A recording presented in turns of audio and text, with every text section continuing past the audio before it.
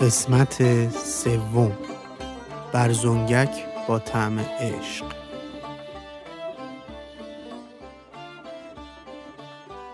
قرار برزنگک یکم برام سخت بود، اما دوست داشتم تو اون فضای ملتهب و سخت دهه 60 سختی‌های از این دست رو هم تجربه کنم. اون روزا چیزی به اسم کافه وجود نداشت. اگه هم بود، قرار کافه توی شهر کوچیک تقریباً محال بود. هرچند کاری هم که ما می‌کردیم ریسکش خیلی بالا بود، اما خب من این ریسکو خیلی دوست داشتم. در واقع ما داشتیم کوچه های شهر رو کافه می کردیم و تو کافه کوچه ها قرار می زاشتیم. وقتی برگشتم از راننده تاکسی خواهش کردم فردا صبح زود هر چقدر کرایه در بستیش میشه 3 برابرش رو بهش بدم و بیاد دنبالم منو ببره فلکه جوانمردی. ساعت 5:45 صبح پاییزی تاکسی اومد دنبالم.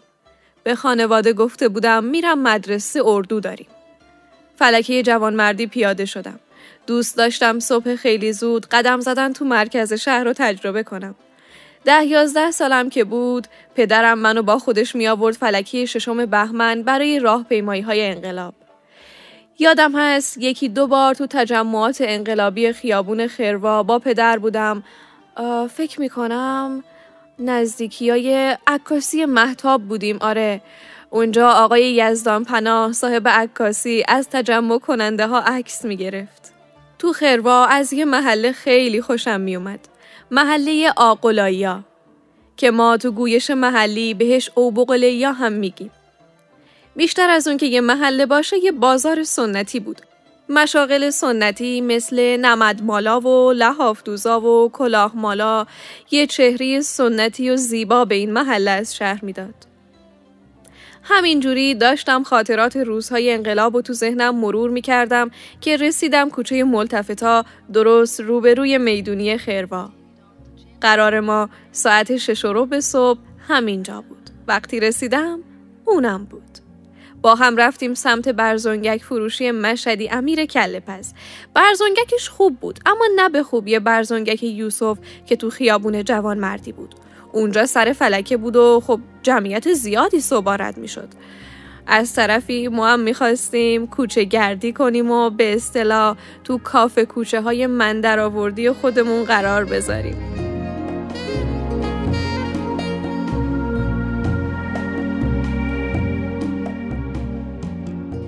برزنگک رو سفارش دادیم و همراه با نونی که قبلش همون اول خروا پیش نونوایی راه خدا شعایی گرفته بودم شروع به خوردن کردیم. ازش پرسیدم تو از صبح خوشت میاد؟ آواز گنجشکا دمدمای صبح مثل سرود زندگی میمونه. امروز اگر گنجشکا هم نبودن، اصلا حتی اگر صبح هم نبود، زندگی جاری بود. امروز خورشید میتونست طلوع نکنه. میدونی چرا؟ چون طلوع چشمای تو واسه من کافی بود. چقدر رمانتیک. ممنونم. اما فکر میکردم زبونت شمشیره که تو نیام صبح میمونه. الان زبونم شمشیر شد واسه؟ شمشیر عشق برنده است. خوشم اومد. ببینم تو با این سن و سالت خوب حرف میزنی ها. قشنگ انگار دونه به دونه واژه ها رو از قبل با دقت کنار هم چیدی. چینش واژه ها چجوری به ذهنت میرسه؟ اولا که مثلا تو خیلی سن و سال داری، همش 1 سال از من بزرگتری. ثانیاً کتاب میخونم، از فروغ و سهراب گرفته تا صمد بهرنگی و نویسنده های مثل امیلی برونته و دیکنز و ارنست همینگوی و اعتمادی و خیلی های دیگه. ضمن این که 2 هفته است دارم با تو کوچه گردی میکنم. خودت گفتی تو کوچه هاست که بالغ میشیم، نلا بلای کتابا. تو عالی هستی دختر، عالی. حالا بگو ببینم تو رابطت با صبح چطوره؟ خب ببین، من نمیتونم خیلی کلیشه‌ای حرف بزنم و بگم پایان شب سیاه سپید است. اما صبح واقعاً بوی نون تازه میده، بوی زندگی، بوی نفس گرم تو. ولی الان نفسم بوی برزنگک میده. برزنگک هم بوی صبح میده دیگه، شب که نمیخورنش. امان از حاضر جوابی تو دختر. این حرفا رو ولش کن. تا حالا اسم عباس سلطانی رو شنیدی؟ نه، چطور؟ کیه؟ آخه گفتی شاعرای عرب رو دوست داری. یه شعری این روزا خیلی داره تو دهن مردم زمزمه میشه. یه غزل بهبهانیه، شاعرش هم عباس سلطانی. به نظرم فضای شعرش به شاعرای عرب نزدیکه. شاعر جوونیه، میگن اولین یا شاید هم دومین غزلش به گویش بهبهانیه. میخوای برات بخونم؟ آره حتما. شنیدن غزل عاشقونه اونم با صدای تو باید مثل شنیدن موسیقی های موزارت لذت بخش و پر از آرامش باشه. لوسم نکن. البته من 4 فصل ویوالدی رو دوست دارم. اون که معرکه است، اما آهنگ ترکیش مارش موزارت هم فوق‌العاده است. حالا بخون ببینم. اسم غزل میاتت یوشنیه، اما خب بین مردم با اسم دلم خینی معروف شده.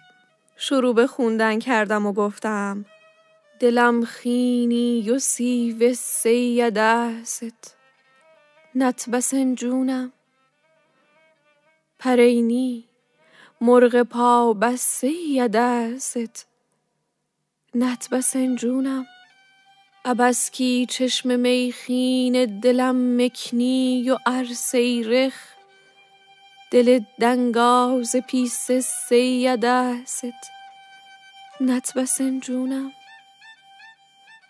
دلم خونه تیاری بی دری بی تارمه و توی بی ای صوتی کلگ رنب سیدست نتبسن جونم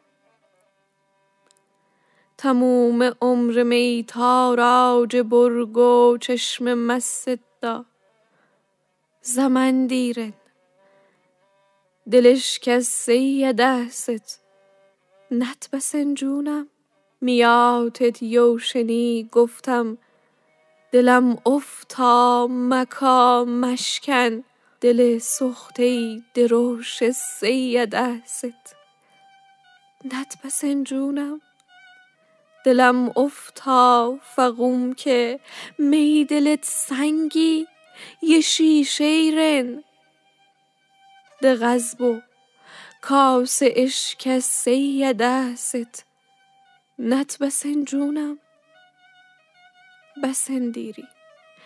بسندیری دمونی فکر درمون دل ما به خرابی چول و پاش سیدست نتبسن جونم. شعر رو که تموم کردم پا شد برام دست زد. ازش پرسیدم برای من دست زدی یا برای شاعر؟ برای هر دوتون. خب نظرت راجع به شعر چی بود؟ پر از واژه‌های تلخ اما قشنگ بود.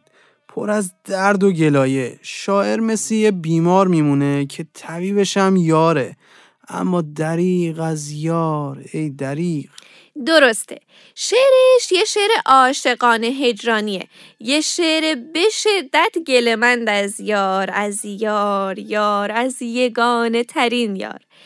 یه شعر ملتمس از یار که بیا دوری بس است.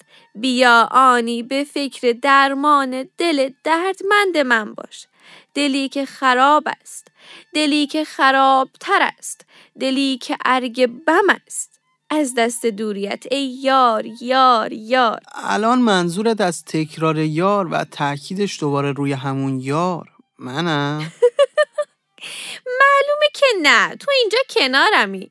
اما قبول کن شاعر خیلی قشنگ دوری یار رو توصیف کرده. آدم یه جور عجیبی باهاش همزاد پنداری میکنه. میخوای یه چیز جالب بهت بگم؟ آره بگو. من پرسجو کردم. خونش همین نزدیکی ها بوده، دقیقاً جفت خونه همین برزنگکی مشهدی امیر. منتها مغازه مشهدی امیر قبلا تو میدونی خروا بوده. خونه شاعرم جفت همین مغازه. الان ظاهراً رفتن خونه های سازمانی کارخونه سیمان. چه جالب. به نظرت حلووردی یا همون علاوردی عشقش رو اولین بار کجا میبینه؟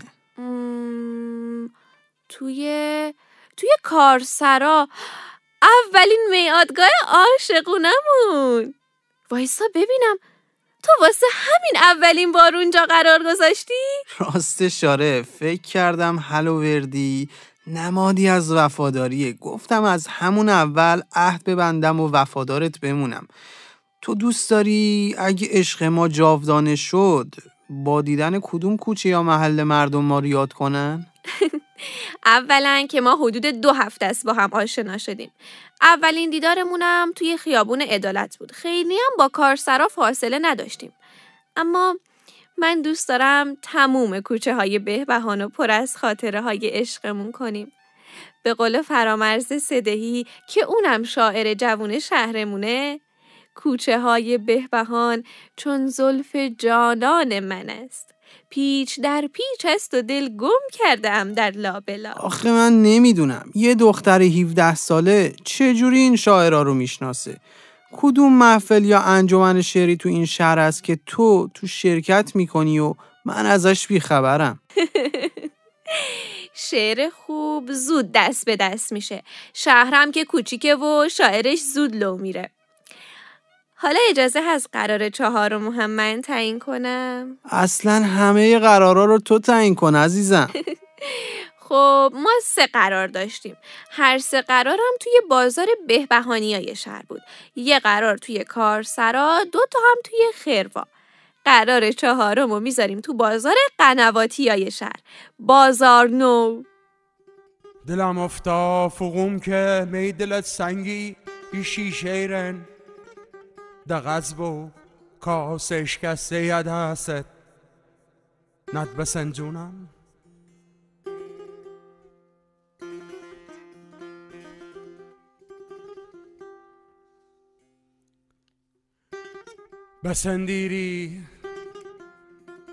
بسندیری دمونی فکر درمون دل ما و خرابی چول و پاش سید است ند بسنجونم خرابی چول و پاش سید است ند بسنجونم